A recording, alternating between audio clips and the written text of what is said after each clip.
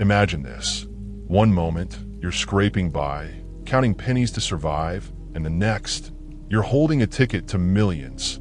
A life-altering fortune that promises to erase every struggle you've ever known. It's the kind of dream that keeps people glued to lottery draws, hearts pounding with hope.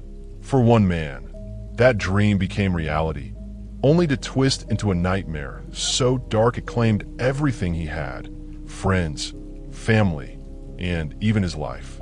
This isn't fiction. It's the chilling true story of Abraham Shakespeare, an ordinary guy from Florida whose stroke of luck turned into a curse.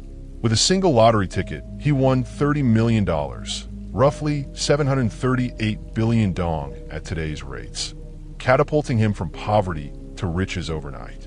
Everyone thought he'd found his happily ever after.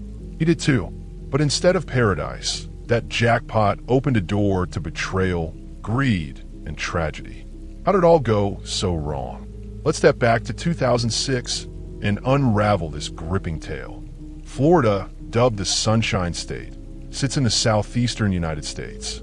From above, its sprawling coastline hugs the sea, offering stunning views, famous beaches, and amusement parks that draw millions of tourists yearly. Tourism fuels its economy. But our story isn't about sunny vacations. It's about Abraham Shakespeare, a man so unremarkable he blended into the shadows. At 40, Shakespeare was homeless, jobless, his days spent chasing the next meal. Born April 24th, 1966, in Lakeland, Florida, he grew up in a poor family. His parents, uneducated and stuck in low-paying jobs, barely cover necessities. He went to school but dropped out after 7th grade. With little schooling and parents too busy surviving to guide him, he became a street kid. Trouble found him fast. At 13, he landed in juvenile detention for petty theft, staying 5 years. Out of jail, he scraped by with odd jobs, cleaning trash, hauling loads at construction sites. Life was a grind, always teetering between hunger and hope. He had a son with a childhood sweetheart, but poverty split them apart. The boy stayed with his mom. Despite his rough past and tough exterior, those close to Shakespeare saw a good soul. Honest, kind, almost childlike. In 1999, at 33, he befriended Greg Smith, a barber. Smith's steady life. He worked at a local shop, earning enough to get by, contrasted Shakespeare's chaos. Smith took a shine to him, cutting his hair for free and tossing him small gigs at the shop for cash. With Smith's help, Shakespeare's life steadied for a bit. He tried other work, sanitation, construction, but nothing stuck. By 2006, he landed a gig as a deliverman for MBM, a local food company. His partner, Michael, drove the truck while Shakespeare handled cargo. They clicked. On November 15th, 2006, en route to Miami, they stopped at a convenience store for drinks and smokes. Shakespeare stayed put, asking Michael to grab 2 lottery tickets. Pick any numbers. Michael bought them, slipped them into his wallet, and left it on the dash. That night, the numbers rolled on TV. 6, 23, 34, 42, 52. Shakespeare stared at his ticket. Every digit matched. The jackpot, $30 million. For a guy who'd never had more than $10, it was surreal. Joy hit like a tidal wave. He shook with excitement. He checked the ticket obsessively that night. Visions of a new life dancing in his head, sleepless with possibility. Next day, he confirmed the win. $30 million, about 738 billion dong today. The lottery gave 2 choices: a lump sum with hefty taxes or installments over 20 years with less tax, meant to curb wild spending. Most took the slow route, but Shakespeare, tired of scraping by, wanted it all now. After taxes, he pocketed $17 million, around 418 billion dong. Still a fortune. But here's the kicker. In Florida and other states then, winners' identities went public for fairness. Overnight, everyone knew Shakespeare was loaded. Media pounced, his story plastered everywhere. He was famous, the $17 million man. Trouble wasn't far behind. First up was Michael, suing him, saying, "I paid for that ticket. He stole it. The money's mine." The court dug in. Michael bought it, but Shakespeare asked him to, paying $2 on the spot. It was Shakespeare's. In court, he admitted Michael demanded $1 million the next day. With no cash yet, Shakespeare said wait, he planned to share, maybe $250,000, but Michael, skeptical, sued. He lost, got zip. That was just the warm-up. Shakespeare dropped $1 million on a swanky mansion for him and his mom, who never moved in. Gorgeous place, big, with a pool, but he later learned it was worth only $600,000. A realtor fleeced him for $400,000 right off the bat. He didn't splurge much otherwise, dreamed of a car, got a Nissan, wanted a Rolex, settled for a pawn shop find. He craved simplicity, $7 diner meals, park walks, fishing, friend chats. Post-win, those became impossible. Why? People swarmed him, ex-wife, stepdad, cousins he'd never met, old pals, diner buddies, neighbors, homeless folks, strangers, all after cash. His big heart couldn't refuse.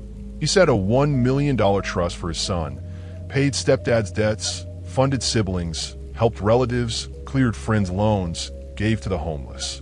Strangers got tuition, medical help, whatever they asked. Millions évaporated fast. He didn't mind losing money, but the endless begging wore him down. Everyone wanted something. No one cared about him.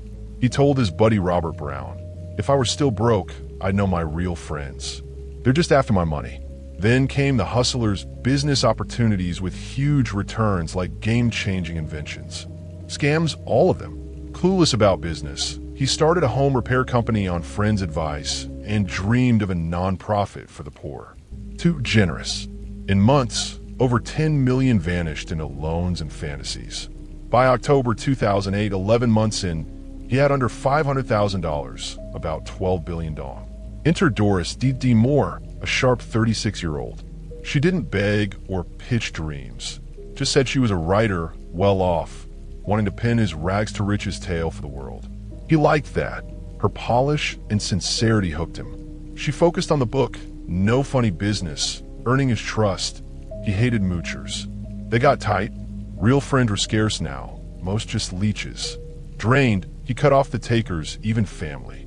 Uneducated, he couldn't manage his wealth or future. With no one solid, he leaned on DD, smart, successful, not after his cash. She advised him gladly, her ideas sounding smart and helpful. He was sold. On January 9th, 2009, she convinced him to start Abraham Shakespeare LLC to handle his money. He gave her full reins. Business wasn't his thing. It helped. When folks begged, he'd say, "DD runs it. I've got no control." Relieved, he figured his remaining cash, though small, would last. He wasn't flashy, and DD's smarts meant no more scams. Time to chill. November 9th, 2009, cousin Edom told police Shakespeare had vanished for 6 months. Last seen in April, texting since. Odd. Barely literate, his recent messages flowed. His absence sparked worry. Online sleuths dug in, noting DD, her son, and boyfriend living it up in his mansion without him. Was he used up and tossed? Police, knowing his fame, investigated. At the mansion, DD said he was fine, hiding from moochers, traveling Jamaica, Iceland, maybe. She had videos of him venting about users and planning a fresh start. Plausible, but why vanish so oddly? Why text unlike himself? His mom's clue. A slick birthday card he couldn't have written, plus a call in a strange voice. No exit records hinted at trouble. Suspects? Debtors who'd rather he stayed gone. They grilled big borrowers. Family, mostly owing thousands to $1 million. No dice, but his assets, debts included, now belonged to DD or her firm, even a mansion. She'd pulled $1 million from his company, snagging a $90,000 Hummer H2, a $70,000 Corvette, a truck, and luxuries. Obvious red flags. Questioned. She stuck to her tail. He's traveling, she didn't know where. Mansion? Bought legit for $655,000. Goodies? Gifts? Lies, but no hard proof held her. Alive or dead? The key was finding him. Alive, case done, dead they needed evidence. Stumped, police got a break from Santoria, ex and mom to his second kid. Post-win, they'd had a child. He'd supported her after their split. She said Dee Dee offered a $200,000 house and car to lie, say she'd been with him when he disappeared. Greg Smith added, Dee Dee asked him to tell Shakespeare's mom he was okay, just banged up from club fight. Proof piled up. He was dead, Dee Dee the likely culprit. Smith, decent guy, went undercover wiring a Red Bull can. January 20th, 2010, he met Dee Dee, nudging her to talk. Wary, she wanted Shakespeare alive. She had Smith fake a letter from him to his mom, using personal tidbits only a friend would know. It said he was in legal trouble, couldn't reach out, and Dee Dee was his lifeline. Trust her. Friends wrote this, it ended, dodging his illiteracy. Smith gave it to police. Dee Dee thought she'd won, but they upped the ante, a $10,000 reward for info. Spooked, she called Smith. He pitched his cousin, a fugitive dealer, taking the murder rap for cash. Life either way. She bit but wanted to meet. Undercover cop Mike stepped in. She offered $50,000. Mike pressed for details. How'd he die? Where's the body? Risky, but she caved, admitting he was gone. Next day, she handed Smith a .38 pistol and a map. January 26, 2010, police hit the spot, Dee Dee's garden, digging up a body under concrete by the 27th. It was Shakespeare, 9 months missing, in clothes from his last video with Dee Dee, January 9th, 2009. 2 chest shots, point blank. Blood in the mansion pegged it as the scene. She was nabbed for murder. Doris Dee Dee Moore, born July 25th, 1972, in Lakeland, Florida, grew up strapped. Money lust hit young. She wanted fancy gear and cars her family couldn't buy. Pride made her lie. Parents were rich execs. She'd walk to school to hide their modest ride. Post-high school, she nursed like her mom. Mary James had a son. Decent gig, but she craved flash, designer stuff, Lux wheels, borrowing big when short. She conned when broke. At 27, in 1999, probation for theft. Later, fraud raps, small enough for fines. At Acadia Insurance, she climbed to manager but spent beyond means, embezzling and torching records when caught. Faked kidnappings and thefts to dodge debts. Started a firm, bankrupted it to shed loans. Marriage crashed, friends bailed, she didn't care. New boyfriend, 10 years younger, fueled her wild streak. In 2008, Shakespeare's $30 million win was her jackpot. She swooped in. Evidence screamed her guilt. She denied it. Bail at $100,000, no contact but her lawyer. Pre-trial, she boasted, no jury will convict me. Shooting him? Never. Proof was indirect. No eyewitness. But it stacked. His wealth flowed to her post-meeting, a motive tied to her scam-filled past. Smith's tapes caught her hinting he was dead, plotting fakes, text stand-ins. Phone data tied his device to hers. She ran his outreach. The .38 she gave Smith, hidden at her parents', was the murder gun. James dug a hole for her, unaware why. Cameras caught her buying gloves, tape, plastic, found near the body. Theory: she bled him dry, he caught on, they fought. She killed to shut him up, faking his life after. Trial twist: she blamed a dealer, Ronald, then cousin Adam, then her son Robert James, 14, saying he shot to protect himself. All bunk. December 10th, 2012, jury said guilty, life, no parole. Judge: most cunning I've seen. Greed drove a meticulous murder plot with fake trails. She apologized to his family, still denying it. In jail, she fingered Smith, a fair revenge. Lies: she blamed lawyer Bo, weak defense. He fought back, evidence was ironclad. In 2019, she blamed dead lawyer Byron. Appeals flopped in 2015, 2019, life stuck. She vows to fight, but she's likely done. In 2017, Andrew, mom to his other kid, won $1 million off a $20 ticket. Happy but scared, she said, I don't want his fate. I'll move, stay low. His death fueled calls to hide winners' names, too risky. Many have died. Some states now allow anonymity, though public's still an option.